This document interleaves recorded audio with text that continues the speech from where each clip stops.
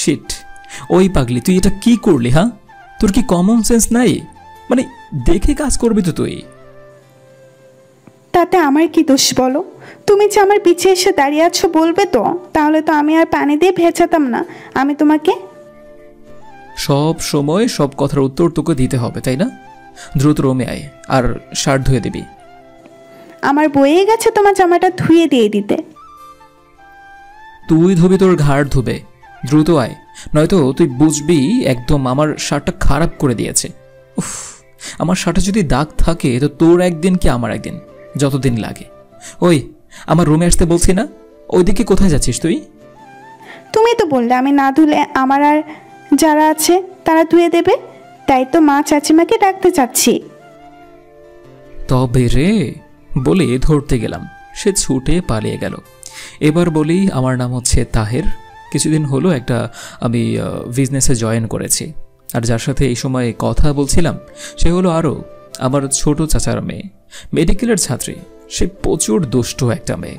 মাত্র অফিস যাওয়ার জন্য বেরোলাম, পার্কিং এরিয়ার দিকে এগিয়ে গেলাম গাড়ি নিতে, তখন সে পানি মেরে দিল। আর সে নাকি দেখেনি, তবে আমি শিওর ও ইচ্ছে করেই করেছে, কারণ কাল আমার জন্য ফ্রেন্ডের কাছে শর্তে হেরে গিয়েছে সেই ছোট্ট তুল। গতকাল কি হয়েছিল তবে এটা জেনে নিন। গতকালের দিন সে ফোন করে বলল, তাহের ভাই তুমি কোথায় আছো? এখন কোথায় থাকবো পাগলি, অফিসেই আছি। কেন, কি হয়েছে? বলছি যাওয়ার সময় আমাকে প্লিজ এই কলেজ থেকে নিয়ে যেও, আসলে আমার স্কুটিটা খারাপ হয়ে গেছে। আমি বাসায় ফোন করে দিচ্ছি, গাড়ি পাঠিয়ে দেবে তোকে নিতে। আর আমার আসতে একটু লেট হবে রে। না না, বাসায় তোমাকে ফোন করতে হবে না, তোমার লেট হলে আমার কোনো সমস্যা হবে না। আসলে আমার সব বন্ধুরা পাশে রেস্টুরেন্টে আছে, আমিও সেখানে যাচ্ছি। তুমি এসে ওখান থেকে আমাকে পিক আপ করে নিয়ে দাও প্লিজ। ফোনটা কেটে দিয়ে লাফিয়ে উঠি, ইয়েস, তাহের ভাই আমাকে নিতে আসছে। আমার বান্ধবীদের বিশ্বাস হয় না তাহের ভাই আমাকে ভালোবাসে, আর সেটারই ছোট্ট একটা পরীক্ষা দিতে যাব। কারণ তাহের ভাই আসলে আমি সত্যি জিতে যাব আর ফ্রেন্ডরা ট্রিট দিবে। ইয়াহু! তারপর অফিসের কাজ ফেলে রেখে বেরিয়ে এলাম মেয়েকে নিয়ে যেতে হবে দেখে। একটু দ্রুতই বেরোলাম। আসতে না আসতেই ফোন এলো অফিসে যে আর্জেন্ট যেতে হবে, কিছু একটা ছোটোখাটো ইস্যু আছে। আবার আমি অফিসের দিকে এসে ড্রাইভারকে দিয়ে গাড়ি পাঠালাম আরোকে নিতে। এই যে তাহেরের গাড়ি, ইয়েস, জিতে গেছি। এবার তোরা কি দিবি বল? বলতে আমার সামনের পছা আমার ফ্রেন্ডের মুখটা ছোট হয়ে গেল, কিন্তু কার থেকে ড্রাইভার আঙ্কেল বের হয়ে দিদিমণি বলে ডাক দিল। কাছে গিয়ে দেখি তাহের ভাই আসেনি। ফিরে আসলাম, রাগে বাসায় ফিরে আসলাম।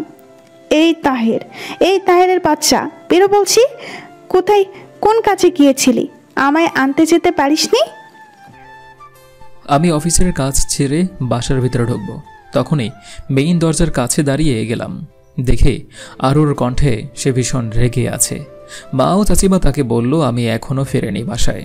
আরুর রেগে গজগজ করতে করতে চলে যেতে আমি বাসায় ঢুকে এখন বর্তমানে সেই রাগটা শোধ তুলল আমাকে ভেজিয়ে। তারপর আমি চেঞ্জ করে অফিসে চলে আসি। রাতে আমাকে আসতে দেখে আমার রুমে আরু আসছে। কিরে, অফিসের দিন কেমন কাটলো তোমার? কেন রে, আজকে কোনো বিশেষ কিছু হওয়ার ছিল নাকি? হ্যাঁ, প্রতিদিন যেমন কাটে আজও তেমনি কাটেছে। আর তো তুই আমার রুমে কি করছিলি এতক্ষণ? তেমন কিছু না, সকালে না বললা শার্টটা ধুয়ে দিতে, তাই তোমার শার্টটা ধুয়ে দিলাম। এখন বসে তোমার কাপড়গুলো গুছিয়ে মা আমাকে বলে পাঠালো। ও আচ্ছা, ব্যাপারটা ঠিক হজম হচ্ছে না। হাতের ব্যাগটা রেখে ঘড়ি খুলতে খুলতে বললাম, আচ্ছা শার্ট পরিষ্কার করছিলি? ভালো কথা, কোথায় রেখেছিস বের কর, আমি ফ্রেশ হয়ে পরবো তাহলে। হ্যাঁ, কেন নয়, ফ্রেশ হয়ে এসে রেখে যাও, আমি বের করে রাখছি।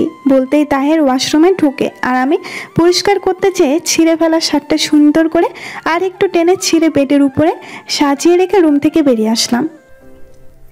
না, মেয়েটা মনে হয় ভদ্র হয়ে গেছে, এখন আর আমার পিছিয়ে পড়ে থাকে না। বলতে বলতে বেরিয়ে শার্টের দিকে তাকাতেই চোখ বড় বড় হয়ে যায়। রাগে চিৎকার করে উঠি, আর ওর বাচ্চা! এই রে, তাহেরের বাচ্চা মনে হয় দেখেছে। এবার আসো, এখানে আরো চমক আছে তোমার জন্য। ওয়েট করতেছে। আমাকে সত্যি হারানোর শাস্তি এত কম কি করে দেই? রাগে তাহেরের টাওয়াল পরেই ডাকতে ডাকতে নিচে চলে এলো। এই মেঘলার বাচ্চা, কোথায় লুকিয়েছিস? আমার ফেভারিট শার্টকে ছেড়ে দিলি, কোথায় তুই? ও মা দেখো। ভাইয়া বকতে বকতে নিচে আসছিল। আমি সিঁড়িতে তেল ঢেলে দিয়েছি আর পা রাখতেই ধরতেই চিৎকার করে ওঠে। মা, চাচিমা, কোথায় তোমরা? আহা, মনে হয় আজ আমার কোমরটা ভেঙে গেল। একটা পাও, উফ। ভাইয়ার চিৎকারে সবাই হাজির হয়ে আমি হাসি থামিয়ে দিলাম। কি অবস্থা তাহেরের? এই দেখে সবাই তাহেরের দিকে এগিয়ে এলো। তাহের ভাইয়া যেভাবে চিৎকার করলো, ফার্স্ট অনেক ব্যথা পেয়েছে নিশ্চয়।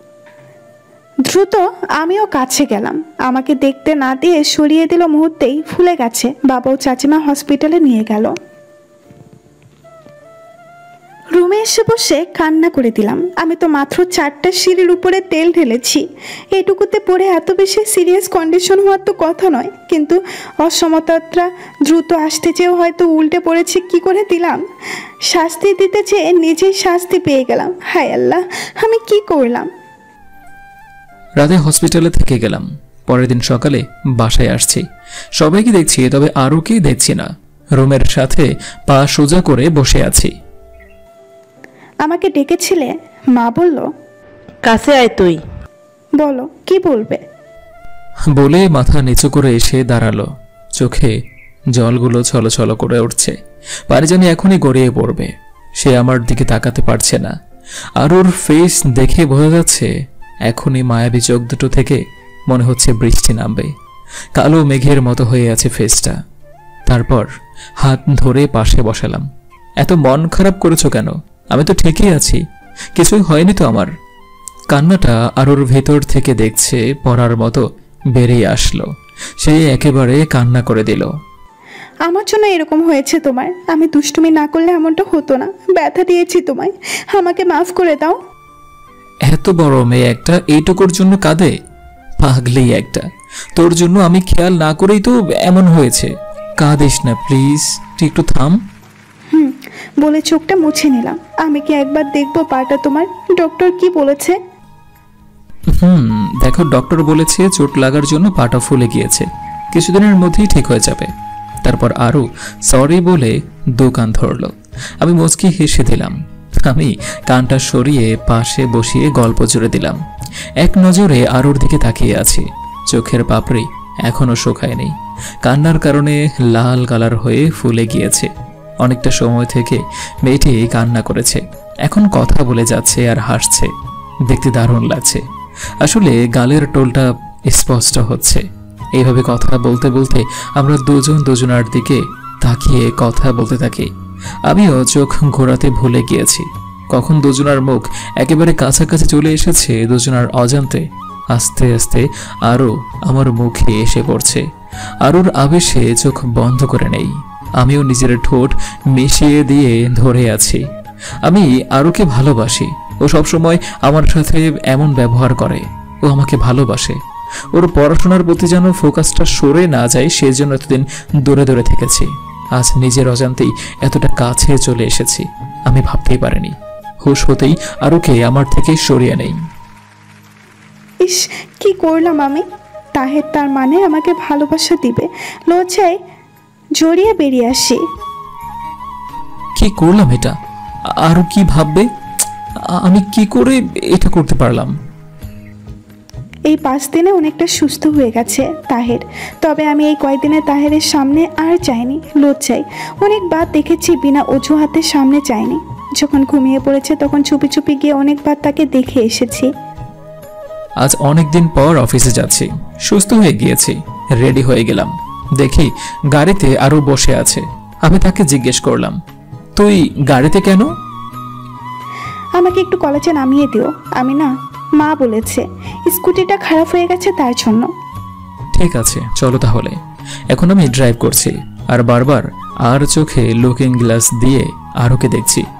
একটু পরপরে মুচকি হাসছে আর লজ্জায় মাথা নিচু করে আছে। দেখে নিজের কাছে খারাপ লাগছে। আমার একটা ভুলের জন্য। ধুর।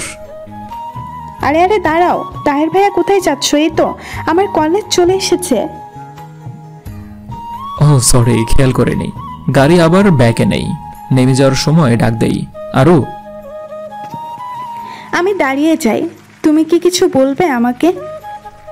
আসলে ওই দিন যেটা হয়েছে জাস্ট অ্যাক্সিডেন্টলি, প্লিজ তুই সিরিয়াস ভাবে নিস না। সরি। এই বলে আমি সেখান থেকে চলে গেলাম অফিসে। আর অফিসে গিয়ে মনে মনে ভাবতে লাগলাম, ও বাড়িতে থাকলে আমার কাজে মন বসবে না, আর ওরও পড়তে মন বসে না, সারাক্ষণ শুধু আমাকে নিয়েই ভাবতে থাকে। তাই ওকে হোস্টেলে পাঠানোর ব্যবস্থা করতে হবে। এই তাহেরের বাচ্চা, আমি তোর কোন বাড়া ভাতের ছাই দিয়েছি আমাকে তাড়ানোর জন্য উঠে পড়ে লেগেছিস? সবাই ওকে থামানোর চেষ্টা করছে, আর ও বলেই যাচ্ছে। কিছুক্ষণ পর আমি সেখানে গেলাম। আমি বললাম, এভাবে চিৎকার করে সবার কান নষ্ট করছিস কেন? এই যে মিস্টার, আমি যে এখনো তোমাকে মার্ডার করি না, এটা তোমার 7 জন্মের ভাগ্য যে মাত্র চিৎকার করেছি। কি হয়েছে বলবি তো? কি করলাম আমি? তুই আমাকে হোস্টেলে পাঠানোর ব্যবস্থা কেন করছিস? তোর কি ক্ষতি করেছি আমি? ও তাহলে লেটেস্ট নিউজটা তুই পেয়ে গিয়েছিস। জানিস তো, ভালো হয়েছে, সামনের সপ্তাহের সব ঠিক হয়ে যাবে, আর তুই কলেজ হোস্টেলে থাকবি।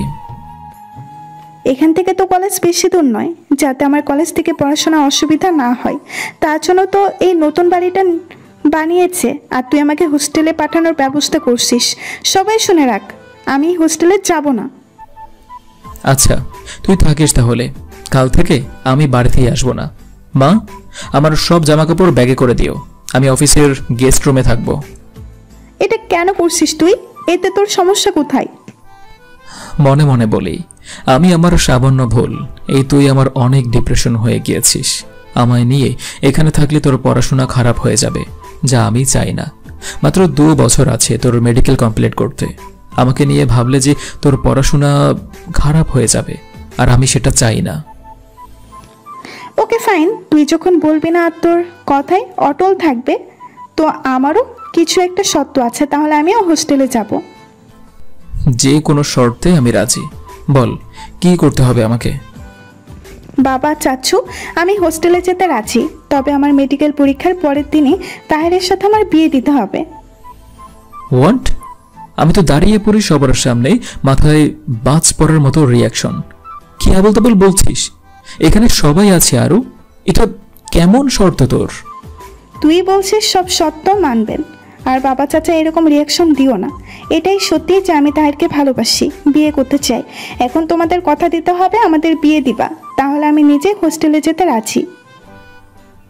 ইস রে, পাজি মেয়েটা সব জায়গায় পাঠাবে আমাকে। আমি দূরে পাঠাতে চাইছি যাতে ওর সব মাথায় না থাকে, আর ও তো পুরো এটার মধ্যেই আছে, দুষ্ট মেয়ে একটা। আমি বাবা চাচুর দিকে তাকালাম, তাদের ফেস দেখে বোঝা যাচ্ছে না তারা রাজি কিনা। সবাই অবাক করে দিয়ে বাবা জানায় যে আরোর শর্তে রাজি। তাই কি আর চাই, দুষ্ট মেয়েটা হাতে চাঁদ পাওয়ার মতো লাফাতে শুরু করলো। আমি মুখ ভার করে চলে আসি রুমে। সব সময় আমাকে দিয়ে দেয়, এটা আমি যা ভাবি তা হয় না। তো আপনাদের নিমন্ত্রণ রইল, 2 বছর পর আমাদের বিয়ে। তারপর আরও হোস্টেলে চলে যায়, আর এইভাবে চলতে থাকে আমাদের দুজনার দিনকাল। 2 বছর পর আরও মেডিকেল কমপ্লিট করে বাড়িতে আসে, আর এই 2 বছর আরোর সাথে ঠিক করে কথাও বলেনি, আর আরও কথা ঠিক করে বলেনি। আমার ওপর রাগ করে আছে। আজ রাতেই আমাদের বিয়ে ঘরোয়াভাবে হয়েছে। বিয়ের কাজ কমপ্লিট করে বাসর ঘরে দুজন বসে আছি। আরোর মুখে কোনো কথা বলছে না, মনে হয় এখনো রাগ করে আছে। তাই আমি বললাম, আরো আমার সাথে রাগ করে আছিস? না। তাহলে কথা বলছিস না যে? চলে ছাদে যাব। আজকে কেউ ছাদে যায় নাকি? কেউ না গেলে আমি যাব, চাঁদ দেখব। আজকে আমাদের বাসর রাত, বিড়াল মারতে হবে না? ছি ভাইয়া, কি বলো এসব? তোমার লজ্জা করে না? তুই আমার বউ, তোকে বলবো না তো কাকে বলবো? আমি ছাদে যাব না, আমি এখন বিড়াল মারবো, পরে ছাদে যাব। এই বলে আমি আরোর কাছে যেতে থাকি। আরোকে দেখতে অনেক সুন্দর লাগছে। ও ওর ঠোঁট দেখে আমি নিজেকে আর সামনে রাখতে পারছি না। আমিও আরুর কাছে যাই, আর আরও কোনো কথা বলছে না। ধীরে ধীরে আরুর নিঃশ্বাস ভারী হতে থাকে। ওর কাছে গিয়ে 4 ঠোঁট এক করে দিলাম। আরও আমার সাথে মিশে যেতে লাগলো। বাকিটা ইতিহাস।